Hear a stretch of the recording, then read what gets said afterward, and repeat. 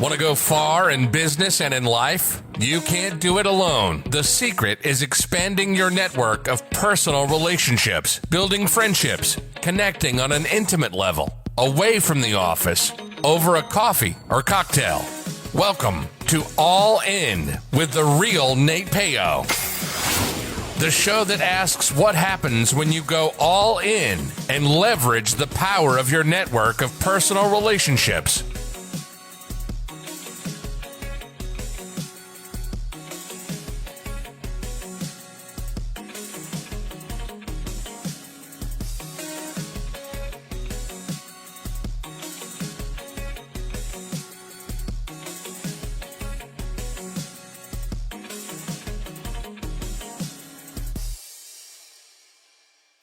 From author Donnie Bovine comes the book, How to Be a Success Champion, available on Amazon. After years of living other people's dreams, author Donnie Bovine decided to jump out on his own and start a business, thinking it would be easy. Instead, he had a rude awakening and quickly understood that he had spent 20 years being an employee and had no idea how to be a business owner. His business was tanking, and he was on the brink of losing everything when he decided to fight for business freedom. In this must-read and life-changing book, author Donnie Bovine shares with readers his story intermingled with lessons learned from his mistakes and his failures. In How to Be a Success Champion, you will find advice the author received from mentors and how he went from zero to a six-figure business. The author walks you through the steps of how to get out of your own way, how to play the game of business and win, find your strengths, how to network effectively, how to build a personal brand, how to create champions for your business, how to get great at sales, how to take complete ownership of you and your business. How to Be a Success Champion from author Donnie Bovine, available on Amazon in both Kindle and paperback editions. Order your copy right now. It makes a great book for corporate events too. How to Be a Success Champion from author Donnie Bovine, available on Amazon. Hello. Welcome to the All In podcast with Nate Payo. Of course, I am your host, Nate Payo. Today, my guest is Courtney Johnson. She's a social and digital media expert and entrepreneur. She's the founder of CUJOcreative and MYSOLMAT. Welcome to the show, Courtney. How are you? I'm doing great. It's great to be here. Yeah, thanks for coming on. So I always like to tell the audience a little bit about how I connected with the guest. And in your case, social media expert, digital media expert is not a joke. You are very, very an expert in that field. And I saw you on LinkedIn, and I probably connected with you a few months ago, maybe, and then just been watching your posts, and you're garnering a lot of attention. You're always well spoken, and all your posts are very engaging. And then you started talking about, some of your businesses that you're creating, the MYSOLMAT and the CUJOcreative. And I was like, hey, I want to reach out and find out what you're up to. So, what kind of got you going with the MYSOLMAT and the CUJOcreative? Yeah, well, MYSOLMAT was started about a year ago. Basically, I could not find a yoga mat that I liked. And I never thought I would be in the fitness industry or even creating a product. But I've always heard the business advice of, if you're looking for a product and it doesn't exist in the market, it's your responsibility to create it. So I thought, all right, this is my chance to try something I've never done before and create a product. So I couldn't find a mat that really reflected my personality or acted as like a fashion accessory and was fun and bright and bold, patterns and colors. And so I designed them all myself, did the initial run, launched about 6 months after I created the company. And so we've been selling products for about 6 months, and it's been just wildly successful seeing the response of this. And then CUJOcreative. So I have been in social and digital media for the last 10 years. Always thought, I could offer a lot better services to my clients at cheaper prices without having this overhead of working for somebody else. And I never really was able to take that leap and actually quit my stable job in order to do that. But, during COVID, everything was changing. My friends were losing jobs, changing jobs, just all of the change in the world really made me reflect and think about what I wanted to change. And it was really a now or never moment that if I wanted to continue feeling really good about my work, I would have to go out on my own. Mm-hmm. I like how you brought up like the fact of if there's a product out in the market that you need, like, and you can't find it, like, it's your responsibility to create it. Like, how often do we sit there and go, oh, wouldn't it be great if I, had this problem solved? And we're like, gosh, but I never want to take the steps forward to create a business. Or on the flip side, you're like, hey, I want to start a business, but like, I don't have any ideas of like what to do. And you just start, if you start looking at the things that you're interested in, I mean, I'm going to go on out on a limb here and say, you probably have some interest in yoga, or you wouldn't have gone into like yoga mats. So you start looking at things that you have interest in, you start looking at things you have passion in, and you go, what is missing from this? And anytime you're solving problems, I would say, hey, building a network of people isn't about the connection between me and you. It's more of a connection of how you can help people within your network. And if you can solve a lot of problems, your value is going to be rewarded. And the more problems you can solve, the more value you're going to have. And growing a bigger network isn't so much about like how much you can do, but you're able to have more people that you can call upon to solve problems. So I think that is an answer that's very important. If you see a problem, see if you can find a solution. And if it's out there, you do have some responsibility to create it. And when you start taking steps down, I'm sure it wasn't easy for you to figure it out. But the Cujo creative side of it was similar to where I focused on solving a problem. A lot of companies didn't have access to really strong social media management on the company side, on the personal brand side, without fronting $10,000, $20,000. And I knew that was possible for that to be accessible, but it was just hard to find. So that's in solving a problem too. And really in both of these companies, I just focused on filling the gap and solving the problem. And that made the passion behind it so much easier because people were refreshed by seeing these things, not exhausted because, oh my gosh, there's another one of these in the market and I keep seeing these all the time. Mm-hmm. One of the things I was interested about what you're doing is you're promoting yourself. I guess you're doing three things when I see you on social media. You're doing the Courtney Johnson personal branding, you have the CUJOcreative, and you have the MYSOLMAT. But I think a lot of people struggle, like, if I say I'm one thing, how do I associate myself with another? And you might say like a yoga mat business and social media consulting is two completely separate businesses, completely different mindsets, completely different things. So how do you reconcile and encourage others to reconcile, like, hey, you can be multiple things and that's all part of the brand of you? Yeah, I've got a lot of feedback of people saying, Courtney, you're trying to do too many things, maybe narrow it down, like find your niche. But with my role in MYSOLMAT and CUJOcreative and my personal brand is on the content side, on the marketing side, on relationship building. It's really all encompassing of marketing and creative. So if I don't have a official title at all of these places, but if I were, it would probably be something along the lines of like Chief Creative Officer, Chief Marketing Officer, and that's the type of content I put out. That's what I focus on in those. So I do have this streamline of talking. Like, I'm not talking about sourcing materials and finance with MYSOLMAT. That's not the content I'm putting out because that's not my expertise. I have help on that. But when it comes to things that I am confident in my ability to share, like that's what's streamlined across all of this value that I'm given and all of this, these companies.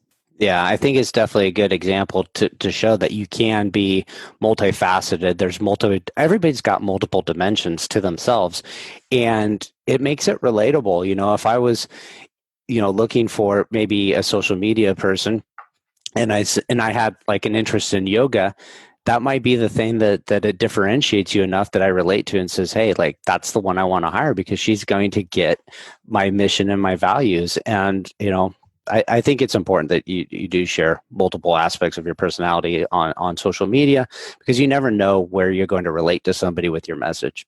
Definitely. I've gotten so many connections that have said, hey, I need help on social media and we're doing gift bags and we need 100 custom yogas or yoga mats for this retreat we're doing with my company. Can you help out? Or, hey, can you give us some feedback on our new branding? And this other company I have as a retail fitness and we need yoga mats. There's so many people that have wanted to make connections on both sides of my businesses, which is just crazy. It does. So that kind of leads me to my next question, which is this idea around luck. And some people might say, like, you got lucky, or luck plays a lot of part in this, but what would be your take on luck in your life? I love this question.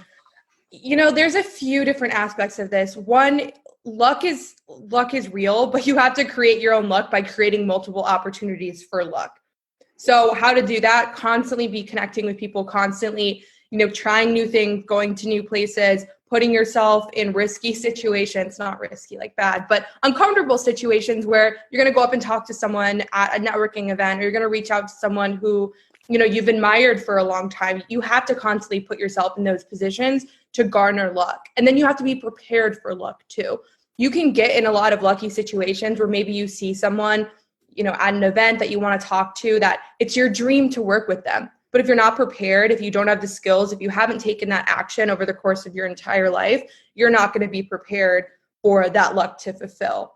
I feel like luck has played a really big role in my career because when I was graduating college, social media wasn't even being taken seriously yet by companies. They weren't really thinking about it, and they couldn't find anybody with 10, 20 years of social media experience because social media had only been around for a couple of years. So they could only hire people with a couple of years of experience. And so they were hiring kids out of college to run social media departments. So I got really lucky in starting my career in this industry. However, if I was not prepared by the hard work and the research and the learning and working for free that I did for all those years before I started to get hired, then I wouldn't have been prepared for that luck of, falling into this industry at the right time. Yeah. So you talked about a few things here since the conversation started that I think I want to point out, I think is really key factors, is you talk about putting yourself in risky situations or being in places where luck's going to occur. And that to me is a big thing. Like if you just sit at home waiting for life to happen, it's not going to show up at your door with opportunities. You have to start kind of going into a place where these situations are going to present themselves. And the part you mentioned was being aware of the opportunities, which goes back to this idea of like, hey, if you're in this mindset of like, hey, there's a problem and it needs solving, I wish somebody would solve it. And you said before, hey, it's your responsibility to do that. How many times have me personally, I'm asking myself this, like there's been a ton of times personally where I've gone, hey, wouldn't this be a great idea? And then you never did anything about it. And somebody else did. They took it apart. So you're talking like, hey, you're in the situations to see a problem. Now you got to act on the problem. And then when you act on the problem, it takes off. And that's why I thought was important is that you've seen these problems and you're also being aware that I could take action on it and not just going, hey, and then wait for somebody else. And then somebody else does it. And you're going, hey, I had that idea. I could have done it. And other people say, oh, they got lucky. They had the right idea, right place at the right time. But it's about creating the right places and the right time for yourself. Definitely. Sarah Blakely always says everybody in their lifetime has had $1 million idea, but very few people have ever acted on it. So it's the next step of taking action. And I know that can sound intimidating, but the key is to just leverage your resources, reach out to people, have random conversations of, you would be so surprised how many people will just sit down and have a 30-minute conversation with you for free about sourcing materials or about shipping costs or about literally anything you want. I leveraged that a lot in the beginning, even people to do like bartered work for me where I would help their company with some free social media hours and they would in turn help me with some of the areas that I'm not so good at. Mm-hmm.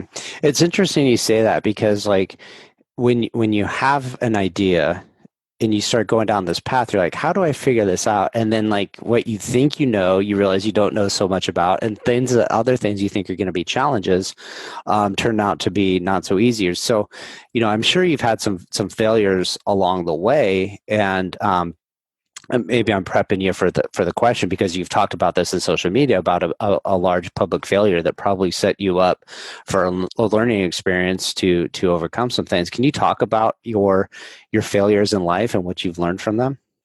Yeah. So I actually had a pretty big failure in front of literally millions of people. If you've ever seen the show Dallas Cowboys Cheerleaders Making the Team on CMT, I was on seasons 9 and 10. Season 10, I was one of the main characters through my journey. It was like a dream of mine for my whole life. I grew up a cheerleader, dancer.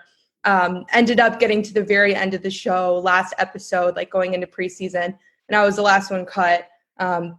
It was hard being so public and, thousands of people reaching out to me, either saying like, oh my gosh, I'm so sorry, or I feel so bad for you. And that's when I realized, why do you feel sorry for me? Why do you feel bad for me? I did something that nobody else can do. Like, I did something that was I accomplished something huge by being in one of the top, 36 dancers, cheerleaders in America, and the connections I made there and the skills that I learned, and seeing how a TV show is produced and getting professional media training from one of the biggest sports organizations in the world, and being connected to all of these people that have helped me throughout my career.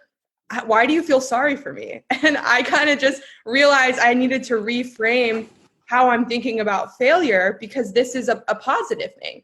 And my goal could have been lower and I would have accomplished that. My goal was as high as it could be, and I got close. So really, if you're not failing, you're truly not aiming high enough. And if you're not failing, you're not taking enough risks. Mm-hmm. I love that you talk about, people are going, oh, I feel so bad you failed at your goal. And I'm air quoting it, if for the people listed, is this idea of that's it, that your story is over, and you're very young, you're in your 20s, I'm sure. And you say, well, like, how, like, I'm sure in the moment, not making the team and that being a big dream of yours is hard, it's challenging, but like, what are you going to do? Like, go sit in your room and cry the rest of your life and never like go out? It's a moment in time. You talk about these opportunities that you had that you wouldn't have had otherwise, which are amazing, which are able to leverage and come back and do a million other things. So, you don't probably want to be that high school quarterback that scored 4 touchdowns and their senior game. And then that's the highlight of their life. It's like, hey, this is stepping stones and launching points to be constantly pursuing yourself. And, you got to feel invincible almost. Like, how could you, like, you go, hey, I failed in front of millions of people publicly. Like, what could be bigger than that? Like, how are you gonna like top that failure? It's hard to imagine like what you're up against to think like, hey, I can do about anything now. Yeah, exactly. And the net, it's all about the net positive. The reward was bigger than the risk, and that reward was essentially launching my career and giving me connections to all of these, executive professionals in Dallas, where I started my career, that I would not have had otherwise. And that it was net positive. I mean, hugely net positive. So I try to encourage other people to take big risks, whether that's applying for a job that maybe you don't have 10 out of 10 qualifications for, you have like 6 out of 10, but you can do it. Or whether it's, again, reaching out to somebody that you're afraid to talk to, or whether it's launching a business. Those risks are so important in your growth, and identifying the failure, but knowing that the reward is greater than the risk is so important. It is. So, that kind of leads me to my next question, which is, it relates to risk. What I call all in is, you're at a stepping stone in your life and you're saying, am I going to go all in or something, or am I not? What does all in on an idea or an outcome mean to you? Yeah, all in means that you're creating the space for opportunities in your life. How this kind of played out in my life over the last few months is I had a really strong, stable, well-paying, great benefits consulting job. And I had to risk leaving that in order to pursue MYSOLMAT and CUJOcreative and my personal brand, because I just didn't have the space, the energy, the thought space in my life to really do that 100%. So when I left, the opportunities that came, just because I had more time to talk to people, more people were reaching out to me, excited for me. I mean, the first 2 weeks of being on my own were just absolutely incredible. And more opportunities came out of that than could have ever happened in my just like few hours of working on my side hustle, like turning that into my full-time gig.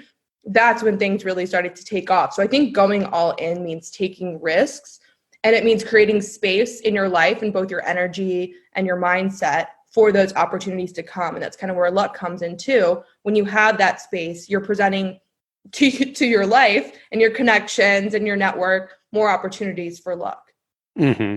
It's interesting you say this risk that you wouldn't have had time to do it like as a side hustle. So you took the risk, launched it off. You left a stable job, and benefits are hugely important. A lot of people have that, and like for me, when you play it safe, sometimes you're making your risks in the future down the road. So if you go down this path of, hey, it's safer to take these risks of it's safer than taking the risk of going off and start my own, but instead I'll keep a safe job, I'll keep my insurance, I'll keep my benefits, and I'll go down this path. And then you start feeling unfulfilled. And then there's the Courtney that makes that decision, and then there's the Courtney that goes off and she starts her own. And in 10 years from now, you look and you see, oh my God, like Courtney's got the life of her own business. She's very successful. She's creating her own reign. She's doing her own thing on her own terms. And the Courtney that played it safe all of a sudden goes, man, I wish I had taken that chance 10 years ago, because now today I've got more responsibilities, I got more obligations, and it's harder to take that risk now. Like you've increased your risk because you got obligations that you can't leave and go make. So then all of a sudden you're stuck in this place like, I wish I could have done, I should have done. That's not to say like it's never too late to make that pivot. I think you still can, but if you have this idea like, hey, why not go after it early, take that risk? What do you got to lose? And then see where it takes you. Because I think if you play it too safe, you're going to wake up with a lot of regret and wishing you had done something. That'd be my take on it. Yeah, I would much rather live with failure than regret. It's weird. Most people, probably would say like failure's devastating. It sucks. But, I think once you start failing, often you find it's not so bad. It's more like a continual learning. Like as long as like you're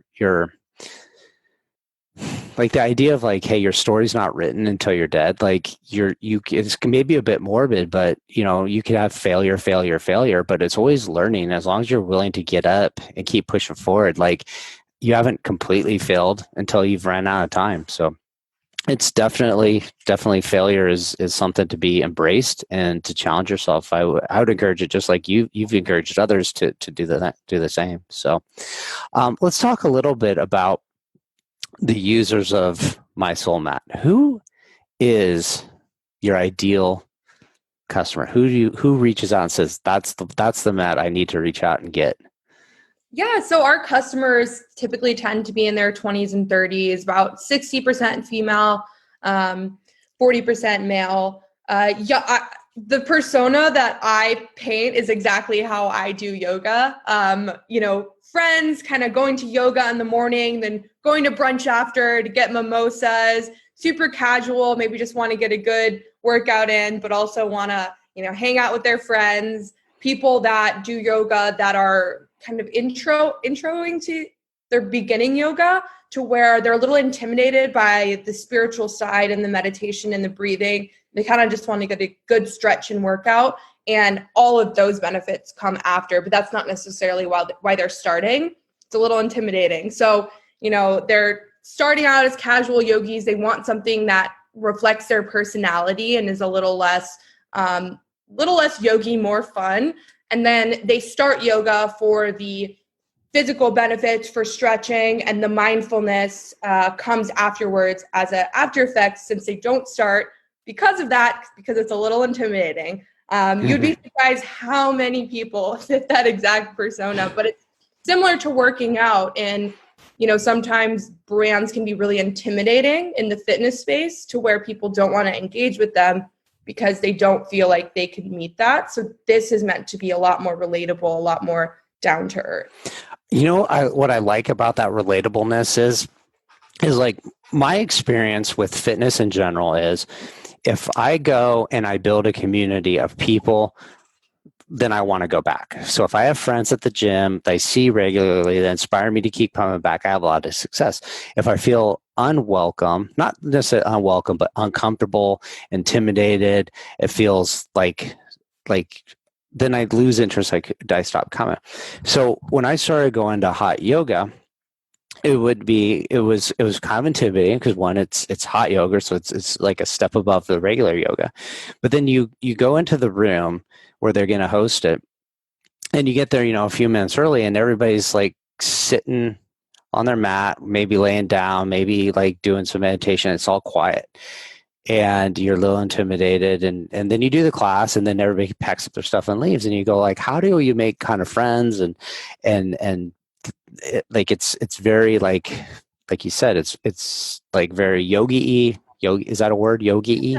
But like it's serious business. But if you had a yoga mat with watermelons on it, then you go, hey, that's a cool mat. Like it's an icebreaker. And then when you have something to, like, if somebody asks you about you're chatting with them, or you see somebody else's, it's like it brings out a fun spirit that just is kind of like the catalyst for a conversation, a catalyst for making friendships, which makes you want to come to yoga again, and then go have that mimosa, that brunch. Now you're like, hey, the girl with the fun mat, I'm going to see if she wants to go grab coffee after this. And then before you know it, you're inspiring friendship. So I think there's a lot to be said. It's not just a mat, it's MYSOLMAT. So love what you're doing. I like how you've identified who your user is. And I think there's a lot of benefit in grabbing a fun mat that showcases your personality. It doesn't all have to be all serious all the time, right?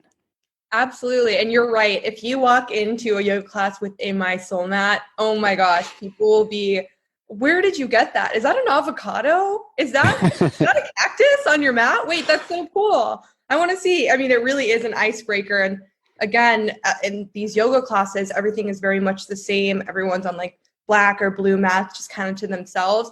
You whip out a hot pink mat with watermelons on it, people are going to be like, wait, what? Who is that? What is that? Who's the crazy one that's in here? Exactly. Cool. So if somebody wants to find you, they want to get connected to, get one of these yoga mats, talk with you about social media, where should they go to find you? Yeah, so if they want to get a yoga mat, they can find us on social or our website, which is MYSOLMAT, MYSOL mat.com. My LinkedIn is Courtney Johnson. I post on social and digital media content every day, as well as on Instagram at CUJOcreative. Awesome. I encourage you to go check Courtney out. Definitely connect with her on LinkedIn. She's always posting awesome knowledge. You can just follow her profile for like a week and just go, how can I just replicate this for myself? And I think you're going to see her LinkedIn profile just take off too. But definitely reach out to her, connect with her, say hi, tell her where you found her, and check out the yoga mats. Check out our CUJOcreative as well. Thank you. Thanks for coming on the show. Thanks so much. Make sure to visit our website, therealnatepeo.com, where you can subscribe to the show on iTunes, so you'll never miss an episode of All In. While you're at it, if you found value, we'd appreciate a rating on iTunes, or if simply tell 2 friends about the show. Looking to connect? You can find Nate Peo on LinkedIn or Instagram.